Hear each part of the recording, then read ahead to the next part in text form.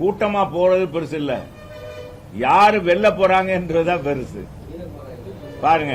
அதனால அதையெல்லாம் ஒண்ணு நினைக்க வேண்டாம்.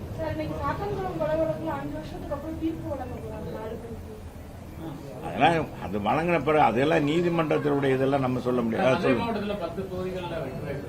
10 தொகுதி அதிமுக வெல்வது உறுதி.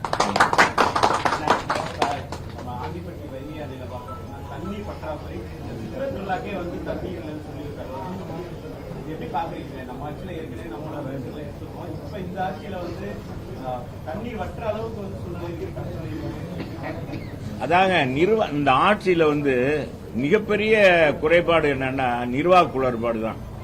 நிர்வாக எந்த அதிகாரியும் சரியாக அவங்க எதிர்காலத்தை நோக்கி மக்களுக்கு என்ன செய்யணும், எந்த காலத்தில் எந்த பணியை செய்யணும்ன்றதெல்லாம் இல்ல. திறந்து விட்டா தண்ணியை திறந்து விட்டுறாங்க. அங்க காலத்திலயும் இதே மாதிரி பற்றாக்குறை வந்துச்சு, சித்திரத்தில் வந்துச்சு.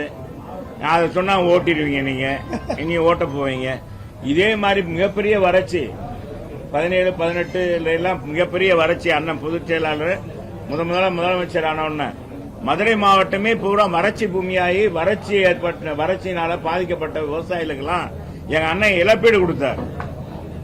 இழப்பீடு கொடுத்து சென்னையினுடைய குடிநீர் பிரச்சனையை தீர்ப்பதற்கு வேலூர்ல இருந்து தண்ணி லாரியில ட்ரெயின்ல கொண்டு கொடுத்தாங்க சென்னைக்கு.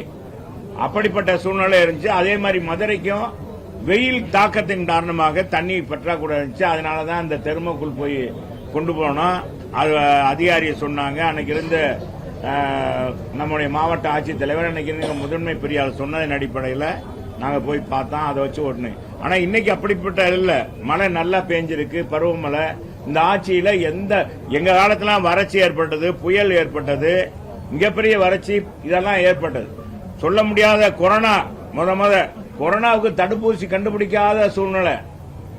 உலகத்தில் பாத்தீங்கன்னா அமெரிக்கா தேசத்திலேயே வல்லரசு என்ற நாட்டிலேயே தற்கொலை பண்ணி கொண்டாங்க. 2வது மாடியில இருந்து தனக்கு கொரோனா வந்துருச்சுன்னு தற்கொலை பண்ணி கொண்ட வீடியோ காட்சியெல்லாம் பதற வைத்தது.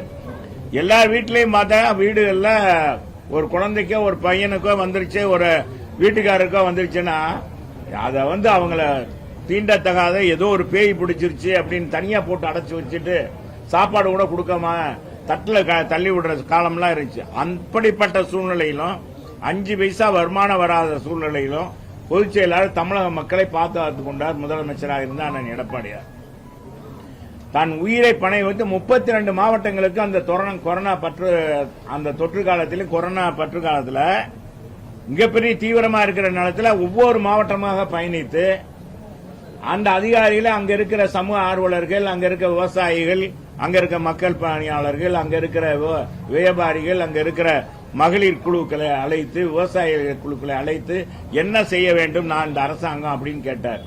நிறைய படுக்கை வசதிகளை செஞ்சார். கொரோனாவுக்கு தடுப்பூசி கண்டுபிடிக்கிறதுக்கு முதல்லங்க இதெல்லாம் இந்த மாதிரி படி செஞ்சு அது தடுப்பூசி வந்தோன்னா அது விலை இல்லாமல் கொடுத்ததுனால எல்லாருக்கும் போடப்பட்டதுனால அது கட்டுப்படுத்தப்பட்டது. உலக சுகாதார மையமே பாராட்டியது தமிழ்நாட்டுடைய இந்த கொரோனா கட்டுப்படுத்துவதில் முன்னுதாரணமாக இருக்கிறது அப்படின்னு சொல்லி. அதே மாதிரி பாத்தீங்கன்னா தமிழ்நாட்டில் எவ்வளவு தூரம் சிறப்பா முதலமைச்சர் செயல்படுறாருன்றத, நிர்வாகம் எப்படி செயல்படுறது என்பதை பாரத பிரதமரே பாராட்டினார்.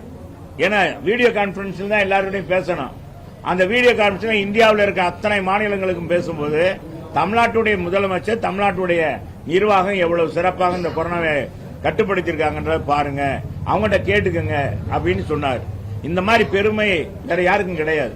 இன்னைக்கு பாத்தீங்கன்னா அந்த நேரத்தில் எல்லாருக்கும் விலையில்லா அரிசி, விலையில்லா சமையல் பொருள் அத்தனையும் கொடுத்து 2000 ரூபாய், 1000, 2000 ரூபாய் குடும்பத்துக்கு. ஏன்னா அவங்களுக்கு வருமானம் இல்ல, வேலை இல்ல, எங்கேயும் பூரா கடையெல்லாம் க்ளோஸ் பண்ணிட்டாங்க.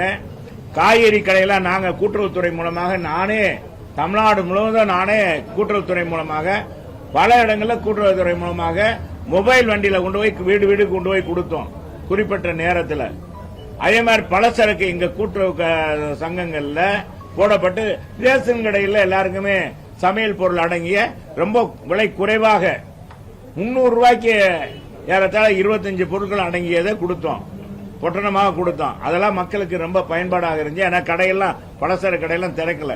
அப்படிப்பட்ட அசாதாரண சூழ்நிலையிலும் பொருளாதாரத்தை 5 பைசா வருமானம் அரசாங்கத்துக்கு வராத சூழ்நிலையிலும் சிறப்பாக நிர்வாகம் பண்ணதான் எடப்பாடி. அதைத்தான் இன்னைக்கு மக்கள் போற இடங்கள்ல என்கிட்ட சொல்றாங்க.